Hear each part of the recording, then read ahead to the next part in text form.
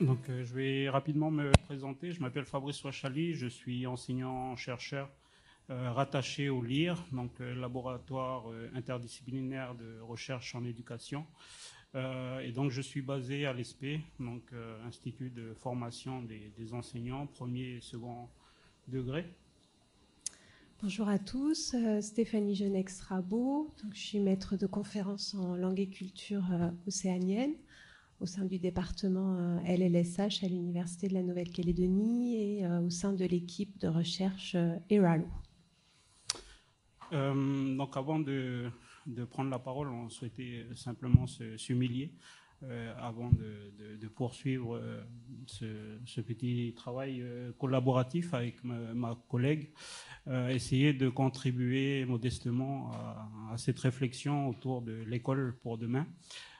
Et on souhaite aussi s'associer à l'hommage rendu à Gérard Lavigne qui a beaucoup contribué à l'avancement de cette prise en compte des réalités culturelles et linguistiques en Nouvelle-Calédonie et notamment sur l'enseignement des langues kanak. Et il a participé aussi activement à ce travail de formation des enseignants, notamment via le DU-LCOA, dont j'assure la responsabilité pédagogique, diplôme universitaire de langue, culture océanienne et apprentissage, et qui forme justement les maîtres auxiliaires LCK, dont il a été question précédemment. Et donc Gérard Lavigne a aussi fait quelques interventions auprès de nos enseignants.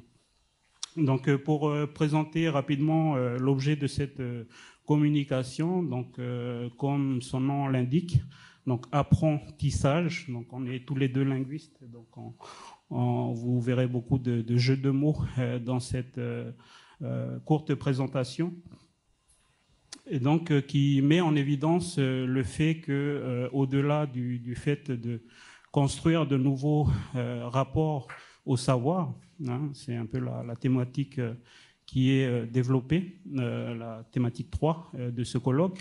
On a souhaité aussi mettre en évidence le fait qu'au-delà de cette accumulation, disons, de savoir, il fallait aussi nécessairement construire du lien entre ces savoirs et j'entends en savoir formel, disons, un savoir qui est dispensé au sein de l'institution scolaire, mais aussi de pouvoir mettre en place des ponts, des passerelles avec des savoirs informels, disons, les savoirs qui sont dispensés au sein des foyers, dans les tribus, dans les clans, etc. D'où le titre que nous avons mis ici.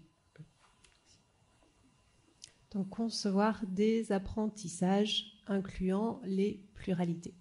Donc ça, c'est un peu la perspective de la communication. Vous voyez qu'en fond, on a mis une des productions une des productions que nous avons voulu mettre en évidence, ce panier tissé en feuilles de cocotier. C'est souvent ce que l'on met en support de l'igname que l'on présente dans les coutumes, comme pour montrer que il y a nécessité de mettre en place des liens entre les différents savoirs. Et c'est un peu l'idée que l'on souhaite développer ici. Pourquoi on le ferait et pourquoi, dans quel objectif, pour qui, pour quel public et comment on pourrait le faire.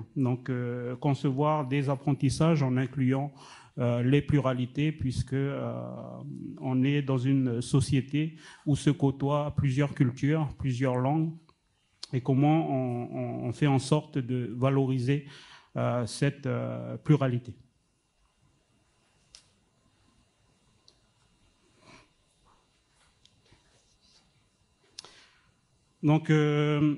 On souhaite rappeler également le cadre institutionnel, même si ça a été le cas dans la précédente communication des collègues Patrice et Bernard.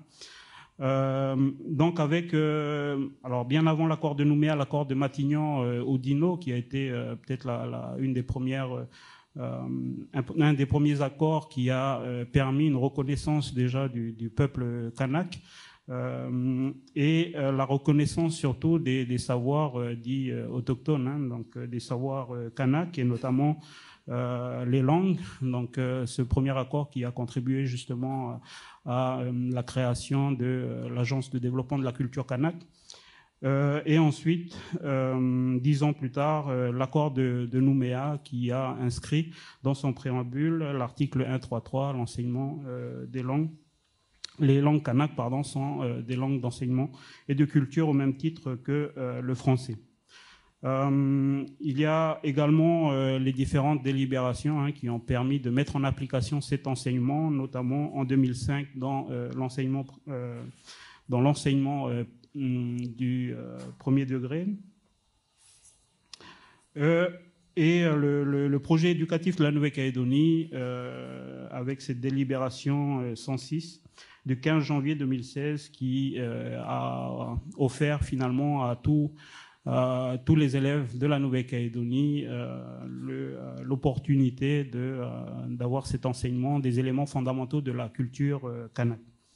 Donc avec cet axe 1 et 4 que l'on voulait mettre en évidence, développer l'identité de l'école calédonienne, et l'axe 4, ouvrir l'école sur la région Océanie et le monde. Donc c'est un peu ce qui va nous servir finalement de feuille de route pour la mise en place de cet enseignement en Nouvelle-Calédonie.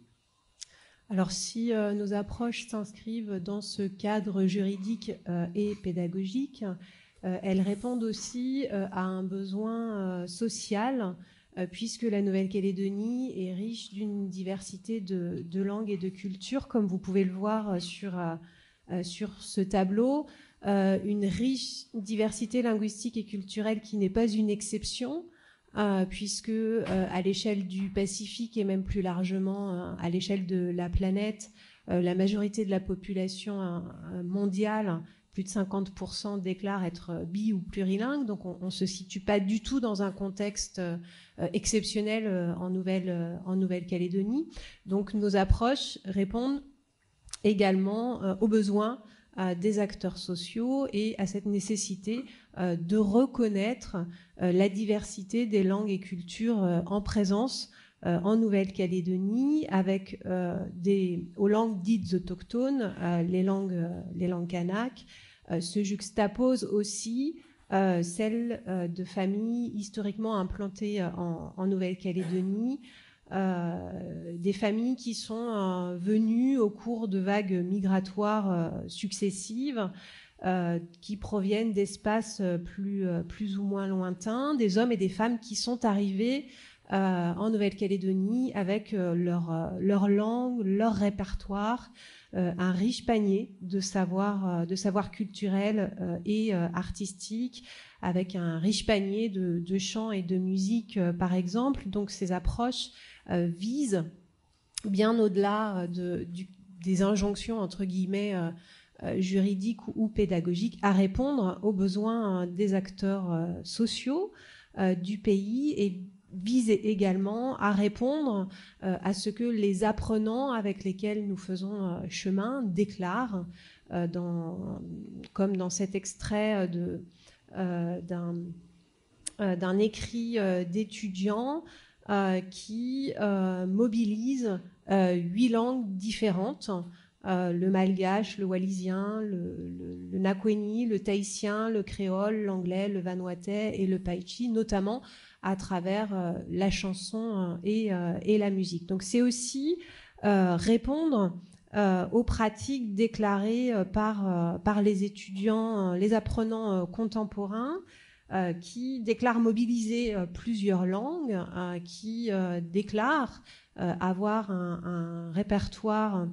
langagier plurilingue, et qui déclare également dans les approches pluriartistiques que l'on propose avoir une forte appétence pour tout ce qui a trait aux pratiques artistiques. Donc, on part donc du principe que les littératies plurilingues et pluriartistiques sont des savoirs à mobiliser, à investir dans l'espace éducatif ou formatif pour faire le lien, comme le disait Fabrice tout à l'heure, entre les différentes formes de savoir, les expériences de terrain et les savoirs académiques. Donc, l'accompagnement des démarches que nous proposons permettent aux apprenants, mais aussi aux jeunes formateurs, et là je reprends les propos de Muriel Molinier, d'effectuer un bout de chemin et de passer du déni de la pluralité à sa reconnaissance et à sa didactisation via la mise en résonance sociale entre pairs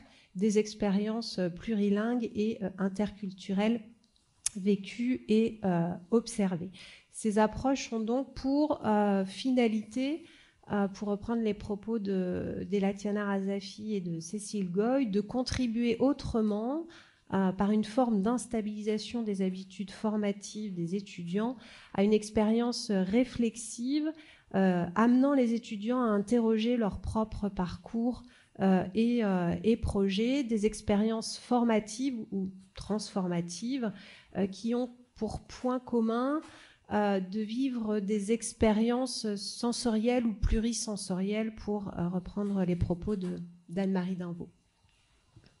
Donc, il s'agit, comme disait ma collègue, de mobiliser vraiment le répertoire plurilingue et pluriculturel de nos étudiants, de les reconnaître, de les valoriser et explorer les approches plurielles, les dynamiques plurielles et les rapports sociaux que l'on peut avoir par rapport aux langues. Et donc ça, c'est quelque chose d'assez important, donc sachant qu'on apprend souvent une langue en développant une attitude positive vis-à-vis de cette langue.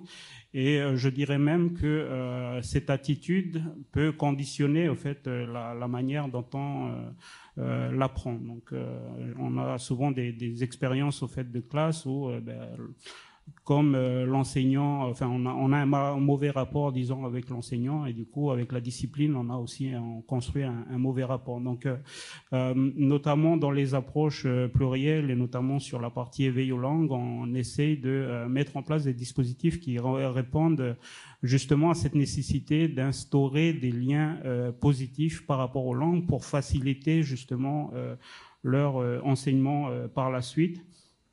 Donc apprentissage aussi en tant qu'expérience et création, donc ça c'est un jeu de mots que l'on a choisi pour montrer justement qu'on part d'expériences vécues, et ces expériences sont tout aussi valorisables au sein de l'école.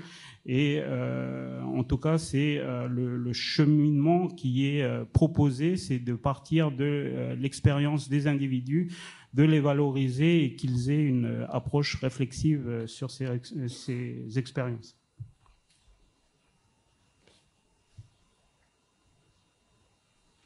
Donc c'est un peu ce que je disais, donc faire reconnaître et valoriser les pluralités. Pluralité de ressources, donc on a souvent en évidence les paniers de richesse. Donc les élèves que l'on forme sont pluriels. Donc j'ai eu l'occasion de le mentionner hier lors de mon intervention, c'est qu'un individu peut évoluer dans différents registres, de différents registres culturels, dans différents registres linguistiques. Et cette pluralité, il ne faut pas qu'elle soit dénigrée. Donc, au contraire, il faut s'en servir comme tremplin didactique pour instaurer justement un meilleur rapport, disons, au savoir tel que c'est défini dans la thématique qui est un peu abordée aujourd'hui. Chemin avec un S parce que il y a une pluralité finalement de cheminement. Il n'y a pas qu'un seul modèle, il y a différents modèles. Et je pense que c'est ce qu'a mis aussi en évidence les travaux de Gérard Lavigne en parlant de multidimension dans l'approche du savoir. Et donc, c'est important finalement de considérer au fait cette multiplicité des approches du savoir.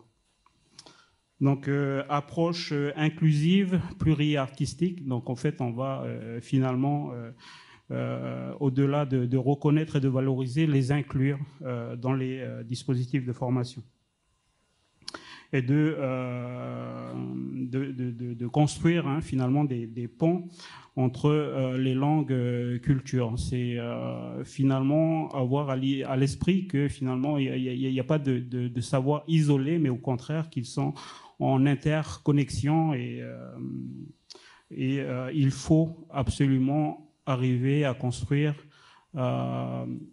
des ponts entre les différents savoirs et ne pas les accumuler sans finalement leur donner du sens, mais au contraire construire des liens entre ces savoirs et ces savoir-faire.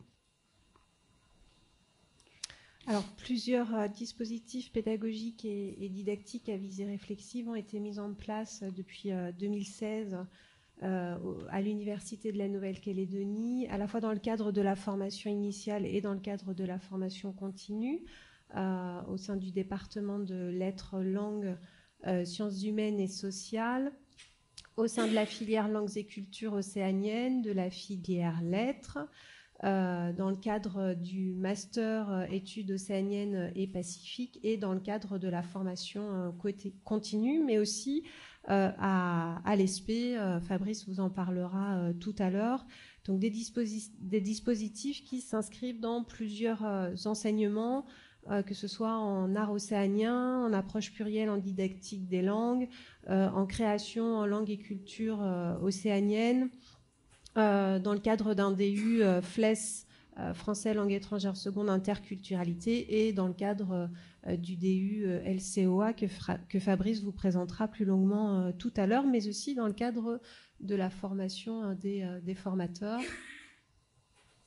Oui, donc dans le parcours PE, donc ça a été mis en place depuis 2 ans que je suis à l'ESP, donc pour sensibiliser les enseignants à cette diversité culturelle et cette diversité linguistique et comment on pouvait justement le prendre en compte, comme je disais tout à l'heure, en tant que tremplin didactique. Alors, on vous propose maintenant un petit aperçu des expériences formatives menées, donc toutes basées sur l'inclusion des littératies plurilingues et pluriartistiques, à partir de démarches en art visuel, en art plastique, en chanson, en musique, en photographie, en réalisation audiovisuelle, en sculpture ou même en street art. Alors la première expérience formative, c'est le DU LCOA. Donc le DU LCOA, j'en ai parlé un peu tout à l'heure, donc langue, culture océanienne et apprentissage. Donc depuis 2 ans maintenant, on forme les enseignants, notamment les maîtres auxiliaires, qui travaillent à l'enseignement des langues et cultures kanak dans le second degré. Donc une formation qui vise à les faire monter en compétences sur différents domaines, mais surtout dans le domaine didactique et pédagogique. Donc c'est le cas depuis 2 ans et on continuera jusqu'à qu'on aura formé tous les maîtres auxiliaires qui, pour certains, ont déjà 15-20 ans de métier et qui sont toujours maîtres auxiliaires. Donc avant de parler d'enseignement des langues et de la culture kanak, il faut bien revenir à la base, donc à la formation de la cheville ouvrière, j'ai envie de dire, donc les enseignants. Donc c'est une manière de peut-être corriger un peu le tir, parce que jusque-là, en fait, on faisait appel à des enseignants qui n'étaient pas forcément formés à le faire. Alors, dans le cadre de deux cours, l'un en éducation artistique et l'autre en création d'outils pédagogiques, on a proposé la démarche de croquage de langue, qui est un concept créé par notre collègue de l'Université d'Avignon, Anne-Marie Dinvaux, qui consiste à mettre en scène, en mots, en voix, en images ou bien même en volume, ces expériences plurilingues à partir d'une création artistique de format libre, une création artistique de son choix.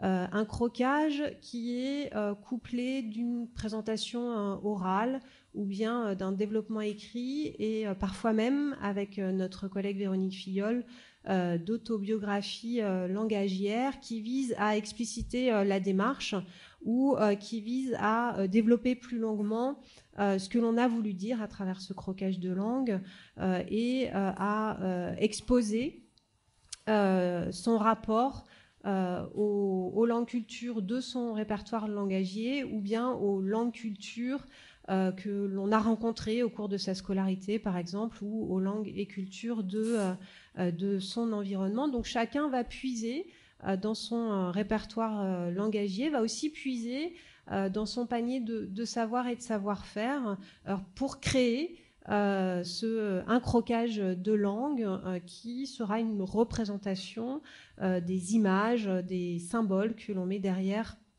cette diversité de langues et cultures. Donc là, ici, c'est une fleur de lotus, l'encadré vert. On ne voit pas très bien ici sur la diapo, mais au crayon de papier, une map monde a été dessinée. Et sur chaque pétale de cette fleur de lotus sont inscrites des langues qui font partie du répertoire langagier plurilingue de l'enseignant, mais qui font aussi partie des langues qu'il a apprises à l'école ou qu'il a entendues dans son environnement familial, social, et parfois aussi quand il s'est éloigné de la Nouvelle-Calédonie pour suivre ses études. Donc là, c'est un exemple de croquage de langue. Un autre exemple, une feuille de cocotier tressée, qui est là l'œuvre d'une étudiante de lettres de 3e année, Manon Gaucher. Sur chaque tige de cette feuille de cocotier sont inscrites des salutations multilingues de langues qu'elle entend quotidiennement dans son environnement, avec sur la nervure centrale cette inscription destin commun, puisque selon elle, ce qui relie toutes les feuilles, toutes les langues, relier l'ensemble de ces langues et cultures et prendre conscience de ces différentes langues et cultures, c'est l'un des chemins pour porter une identité commune. C'est l'un des chemins qui permet la construction du destin commun. Alors,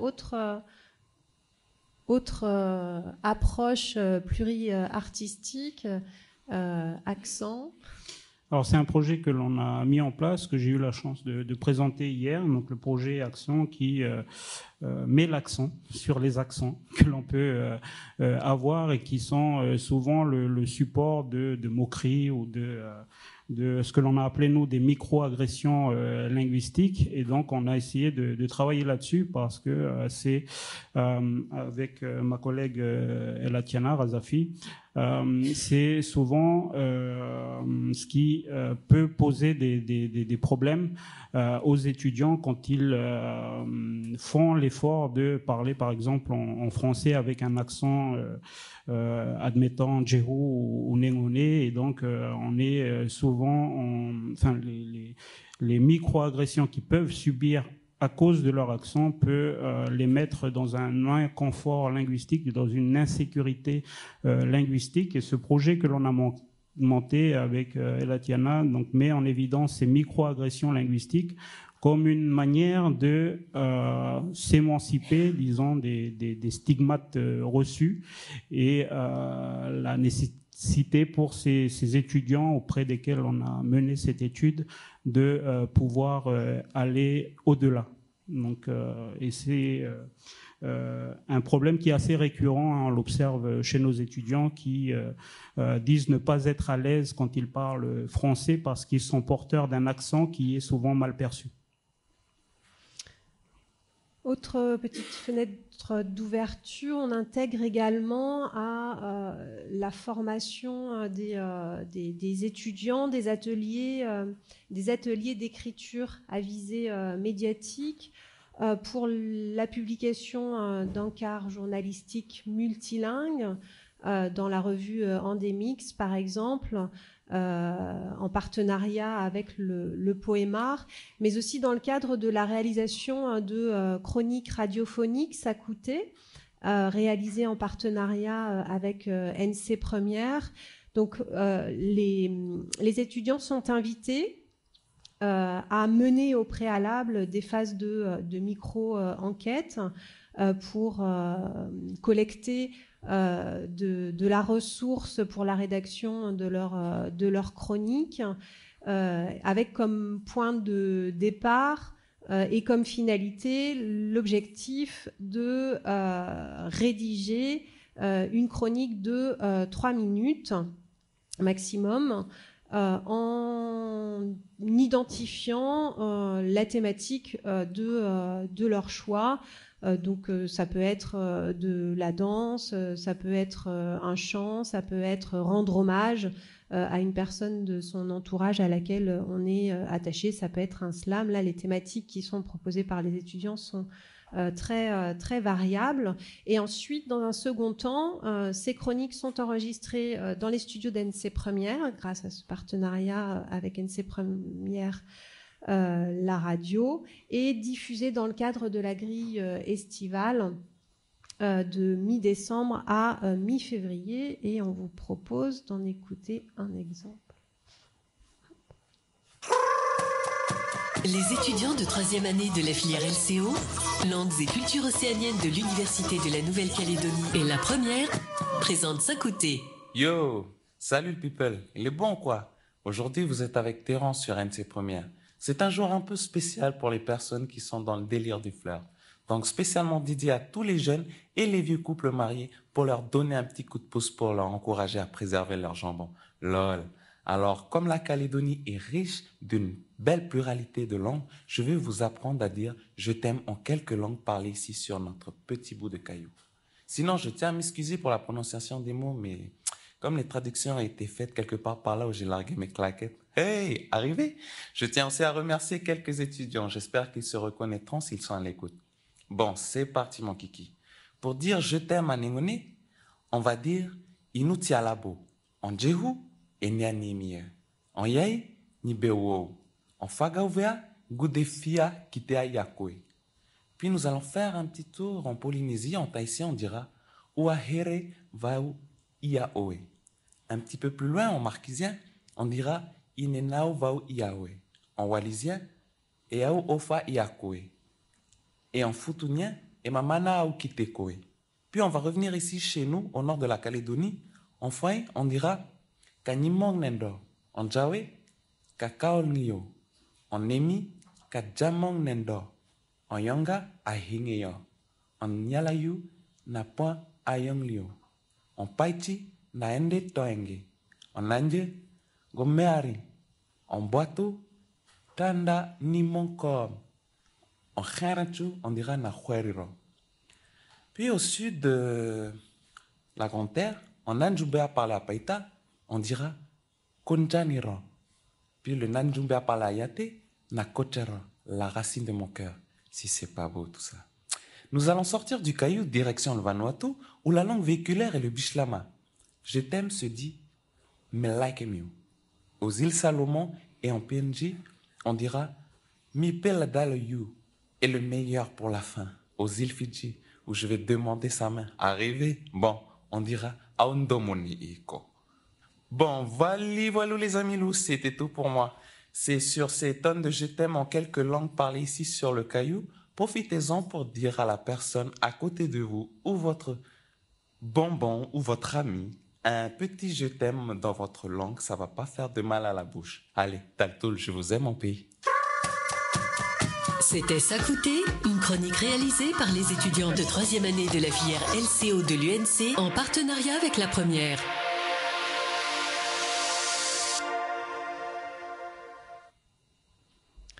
Voilà.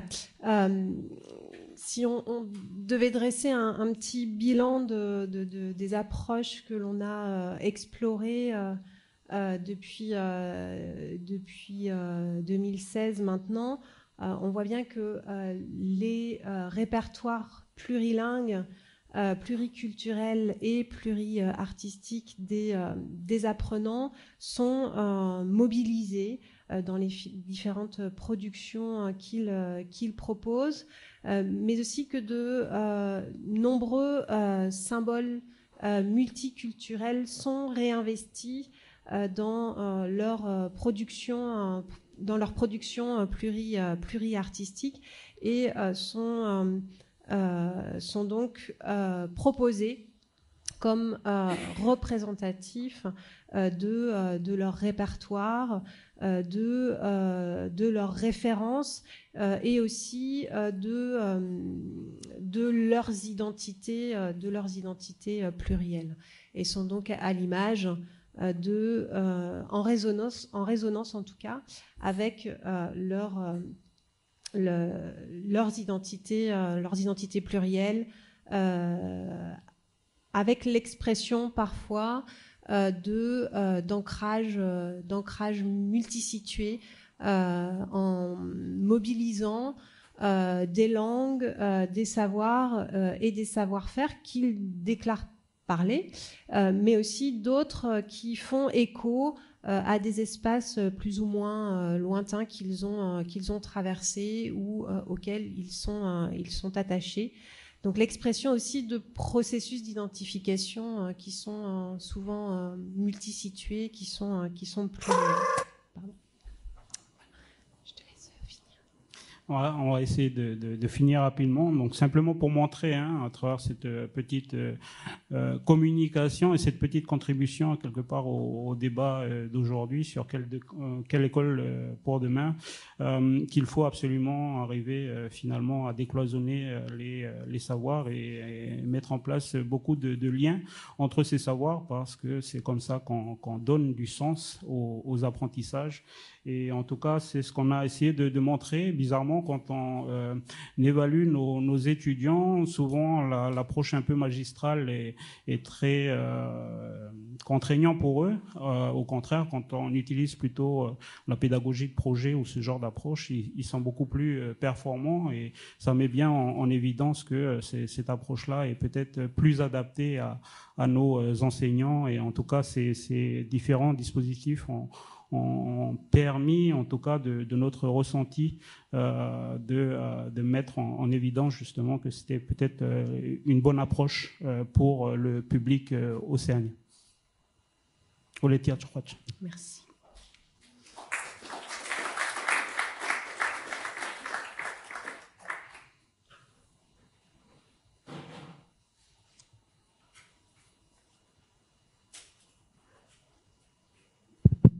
Merci à tous les deux pour cette contribution. Je passe la parole à la salle.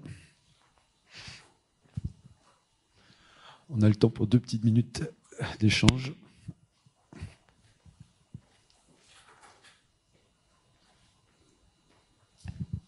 Oui, il va y avoir certainement à la fin de cette journée un débat sur les différentes contributions qui ont été données. Et il est clair que, à l'intérieur de ce débat, il y aura une fracture idéologique majeure. Et cette fracture idéologique majeure, moi, je viens de la ressentir. Travailler sur l'interculturalité, essayer de travailler sur le rapport des langues et des cultures en prenant en compte le sérieux des cultures, ne consiste pas à noyer les cultures dans un langage de pluralité, qui est un langage qui a une connotation politique qui, moi, me semble extrêmement forte et très intéressante à explorer. Je crois que là, il y a vraiment une fracture qui est en train de se faire réellement sur quoi on travaille. Et j'ai du mal à imaginer que dire « je t'aime » dans toutes les langues soit un travail un peu sérieux.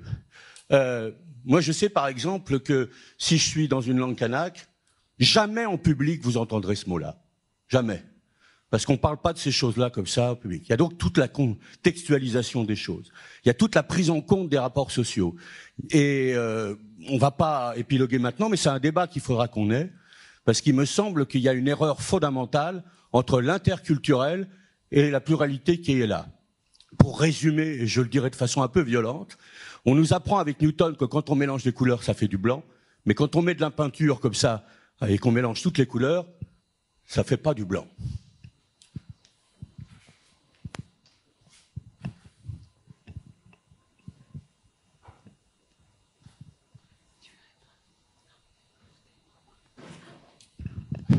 Merci. Moi, depuis tout à l'heure, je suis mal à l'aise. Quand on parle de multiculturel, pluriculturel, en tant que Kanak, je me sens noyé. Donc, voilà, c'est juste ma réaction. Mais merci quand même pour le travail.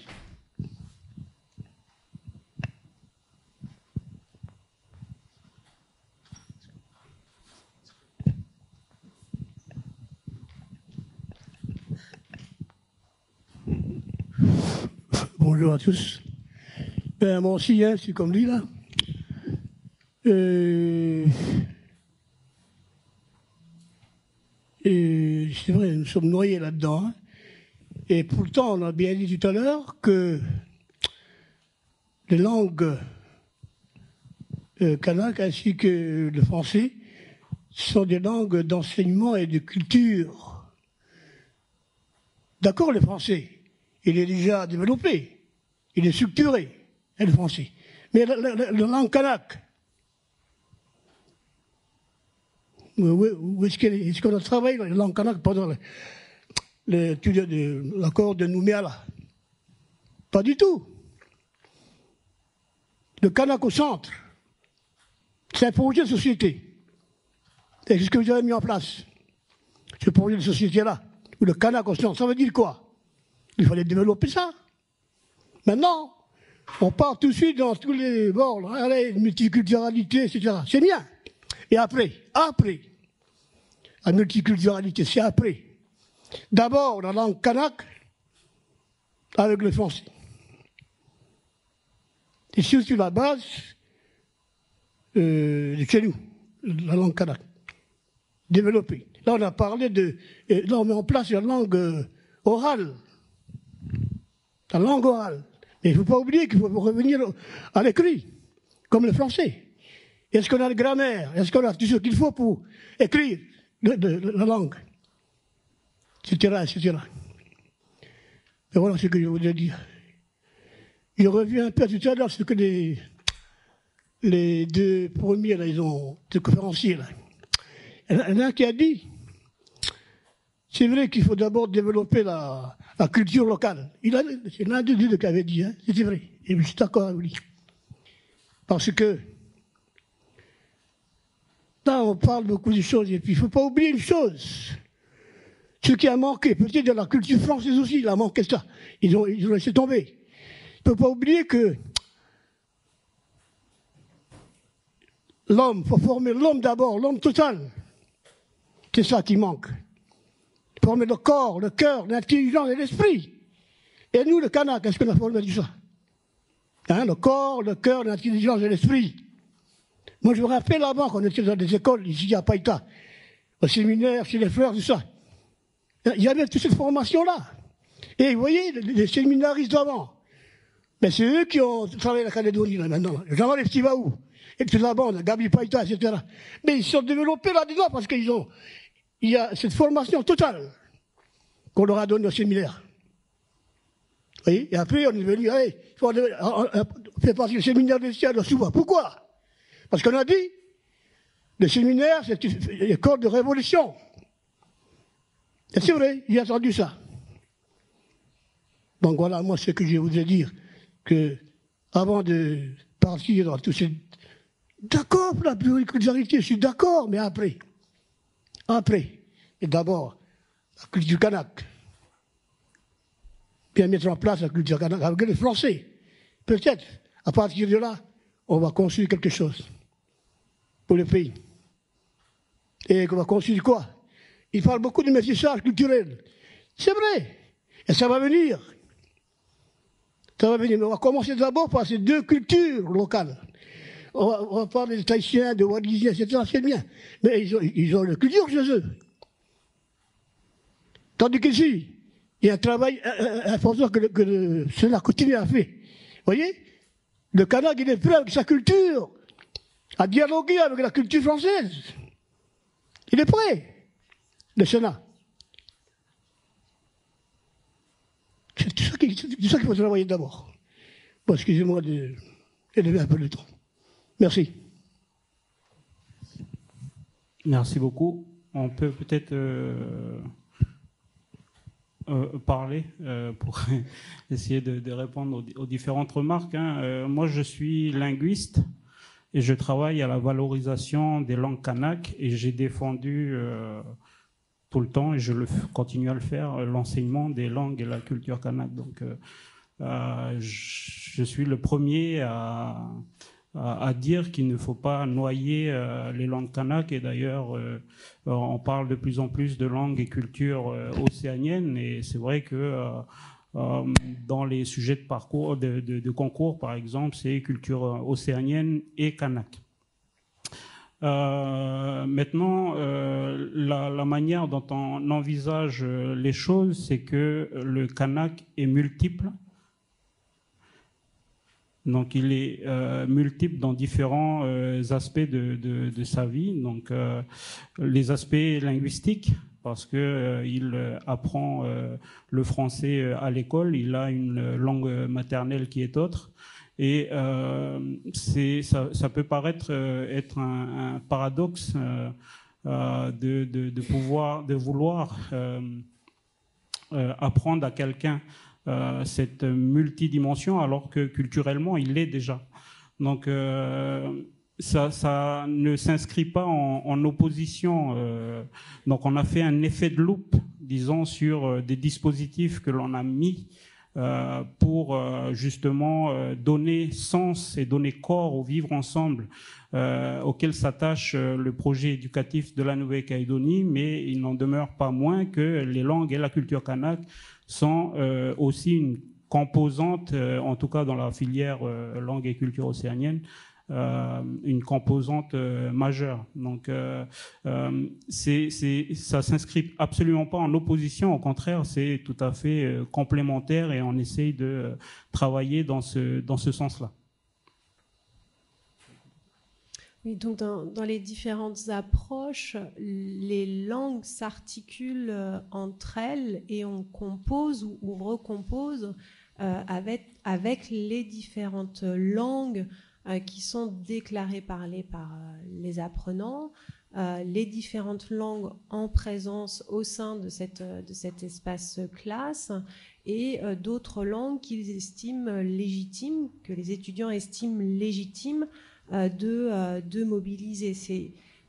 Donc les différentes langues sont, on est plutôt dans une approche d'inclusion plutôt que d'exclusion, et composée à partir de toutes ces langues qui font partie des répertoires langagiers des différents apprenants avec lesquels on fait chemin au sein de la classe. Pour les chroniques radiophoniques, ce sont les étudiants eux-mêmes qui identifient les thématiques dont ils souhaitent parler dans le cadre de ces chroniques radio. Donc là encore, ce sont des thématiques qu'ils estiment légitimes à aborder dans le cadre de ces émissions de radio. Donc ils ont carte blanche. On évite les sujets politiques et les sujets un peu sensibles, mais sinon, dans le choix des sujets qu'ils veulent aborder, ils proposent ce qu'ils ont envie de dire, ce dont ils ont envie de parler. Et donc, ce sont ces différentes thématiques qu'il propose, et les différentes langues sont en articulation, ne sont jamais en opposition. On essaye vraiment de proposer justement des approches où on décloisonne et où on essaye de partir d'un panier commun pour aller à la rencontre de l'autre, pour comprendre l'autre, pour comprendre comment il exprime certaines choses dans ses langues respectives. Voilà. Et pour peut-être aussi continuer, dans la formation des enseignants, j'en ai parlé tout à l'heure, donc on a inscrit un module nouveau depuis 2 ans sur la didactique du plurilinguisme, et ça répond un peu à ce dont parlait Patrice Gaudin précédemment. C'est qu'il y a besoin de construire une meilleure articulation entre les langues kanak et le français, parce qu'il y a effectivement pas mal d'interférences linguistiques entre les 2 langues. Donc, je peux citer un exemple très rapide et très concret. Par exemple, nos étudiants ont tendance à dire, quand ils voient une voiture, c'est la voiture à moi. Et en fait, on se rend compte que c'est une juste transposition finalement de ce qu'il y a dans les langues kanak. Par exemple, en Djého, on dira l'autoyeni, donc la voiture à moi. Et donc, c'est aussi de mettre en évidence le fait qu'il peut y avoir justement ces interférences et comment on peut mieux articuler les enseignements pour qu'il n'y ait plus justement ces phénomènes d'interférence linguistique. Mais on se rend compte aussi qu'il y a pas mal d'interférences culturelles. Hein. Donc, on apprend par exemple à nos élèves à se lever quand il y a un adulte qui rentre dans la classe, alors que finalement, dans la culture kanak, on a plutôt tendance à s'abaisser parce qu'il faut montrer l'humilité. Donc il y a tout un tas de contradictions en fait qu'il faut finalement essayer de mettre en évidence, parce que on peut parler d'altérité et d'empathie, mais que dans la mesure où on connaît l'autre et on connaît sa manière de fonctionner.